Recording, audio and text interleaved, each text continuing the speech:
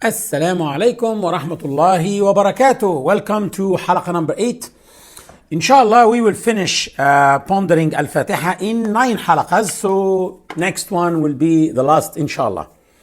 Let's start by reading the translation of Surah Al-Fatihah according to Bridges translation.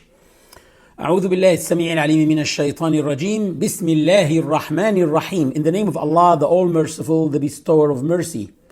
Alhamdulillahi Rabbil Alameen. All praise be to Allah, Lord of all realms. Ar-Rahman Ar-Rahim, the All-Merciful, the Bestower of Mercy. Maliki Yawmiddin, Master of the Day of Recompense. Maliki Yawmiddin, according to the different qira'ah, King of the Day of Recompense. Iyaka na'budu wa iyaka nasta'een. It is you we worship and it is you we call for help. Ihdina as-sirata al-mustaqim. Guide us to the straight path. صراط الذين أنعمت عليهم غير المغضوب عليهم ولا الضالين. Ameen. The path of those you have blessed, not those who have incurred wrath, nor those who have gone astray. Ameen. It is clear that Al-Fatihah is a summary of all the topics of the Quran. We already said that we can consider every sign of Al-Fatihah as a heading under which we can classify each ayah in the Quran. And one of the main characteristics of the Quran is conciseness. If a certain meaning can be conveyed in 4 words, the Quran will never express it in 5. Only in 4 words or even less if possible. That way the Quran remains captivating and eloquent. So if this is the nature of the Quran, then it only makes sense that Al-Fatihah, as a summary of the Quran, has to be extremely concise. However, upon reading Ayat 6 and Ayat 7, you may think that they could have been more concise. Why did Allah mention the word sirat, path, twice? Read with me ayah number 6 and number 7. Guide us to the straight path, the path of those you have blessed, not those who have incurred wrath, nor those who have gone astray. It could have been worded also like that.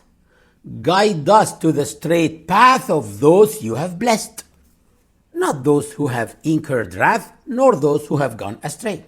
This way the word path would be mentioned just once. Good? No, not good at all. Because that would be a violation of a fundamental principle. To say, the straight path of those you have blessed, then the path of Allah would have been defined by people. But as the rule says, the truth should not be defined by men. Rather, men should be defined by the truth.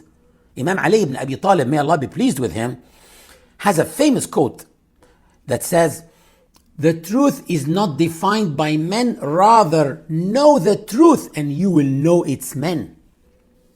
It is those who have been blessed are the ones defined by the straight path of Allah. It is not the path that is defined by them. Why is that? It's because people are liable to make mistakes. Even if they are good, honest, respectable, who have been blessed by Allah, still they are fallible. You cannot consider every single word uttered by them to be the truth. Then if they say anything wrong, that would be considered in the eyes of people as the truth. The truth is the one and only truth and is not open to different possibilities or options. And defining the truth by certain people takes away from the value of the truth itself. Supposing, for example, someone asks you to define honey. You could either say it's a blessed drink, or say it's the drink of sportsmen, of champions. Saying that it's a blessed drink made the value of honey something intrinsic to it. But when you say it is the drink of sportsmen or champions, you made the value of honey dependent on the value of those who drink it. So that way you have decreased the value of the honey. The second point of Tadabbur in this issue is guide us to the straight path. This is the first time as-sirat, the path, is mentioned in the Quran. It must be defined by an intrinsic characteristic of it. It's being the straight path.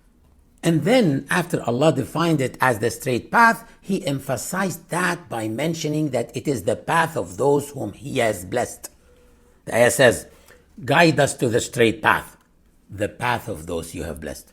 We can also wonder about the significance of asking guidance at this point.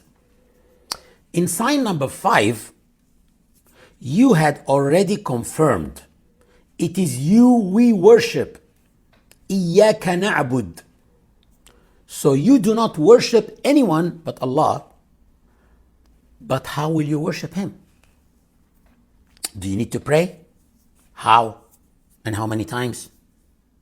Do you need to fast? How? And when? That's the whole idea.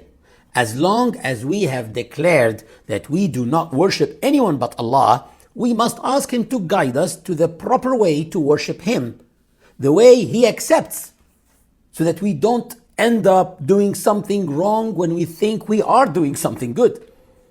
A sound mind is a great blessing from Allah. Through it, we are able to realize the existence of the Creator and to perceive the main attributes of the Creator, such as wisdom and knowledge and all that. The story of Hayy ibn Yaqdhan is a very important story. It's about a newborn who was 1 day old when a catastrophe happened that led to his being abandoned on an island, alone with no human beings at all. He grew up among the animals and the birds and the nature, and he never saw any human beings in his life. But he started using his mind and was able to realize that there is such a thing as the soul inside every living creature, and that there is a Creator. And he was able to realize the main characteristics of that Creator, but he could not go past that. Hayy ibn Yaqdhan on the island represents the human mind on earth. The mind is incapable of grasping any details beyond that. People need a revelation. We need a book we can read. That's why after the mind made us realize there was a Creator, there came the role of the revelation to guide man to the ways of worship and to what pleases Allah. Revelation means prophets and books. Sending revelation means there is a religion, prophets and books. That's why the first thing that guide us to the straight path means is that you have faith in Allah's wisdom and Allah's knowledge. You will never ask guidance from someone whom you don't trust his wisdom and knowledge. And you cannot fully trust a knowledge unless it is infinite. Human knowledge, science, is marked by progress.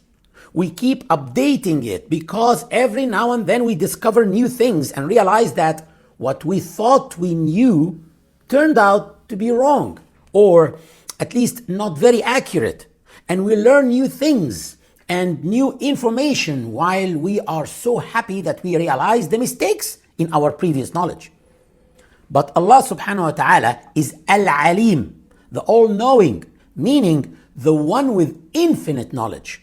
His knowledge does not evolve, nor is it updated ever, because He is the one who has all the knowledge there is. He is actually the source of knowledge Himself. So accordingly, the fact that you are asking guidance solely from Him is evidence that you trust the totality of His knowledge and the perfectness of His wisdom. But if you were asking guidance from a human being, you would probably take a second opinion to compare between the two opinions in case the first opinion is not so perfect. But when you take the opinion of the one with all the knowledge and all the wisdom, you do not need to take a second opinion. With Allah, there's no second opinion. You only ask Him. Guide us means show us or make us know. The Arabic word used for path is sirat, and it means a wide road that accommodates and encompasses many people. Straight means the shortest distance between 2 points. Therefore, as-sirat al-mustaqim, or the straight path, means the shortest distance that will make us reach our destination. So these are people who know their destination and they just want guidance to the route to take, the way to take. Those who say, guide us to the straight path, want to please Allah. So they are asking Him to tell them how to please Him. Please pay close attention here. So who is it who did the asking here? It is the human being who wants to worship Allah. So he asked Allah to guide him to the proper way to worship Him. And then Allah asked him to pray, so he prayed. So who is it who effectively asked to pray? It is the human being, because it is him who asked for guidance to worship. So everything that Allah told you to do, whether that is praying or fasting or giving charity or staying away from sin or doing good deeds, all of that is what you originally asked for when you said, اهدنا الصراط المستقيم. Guide us to the straight path. You are the one who asked Him to tell you how to please Him. You are the one who asked Him how to tell you how to worship Him. So when He told you, it's basically what you asked for.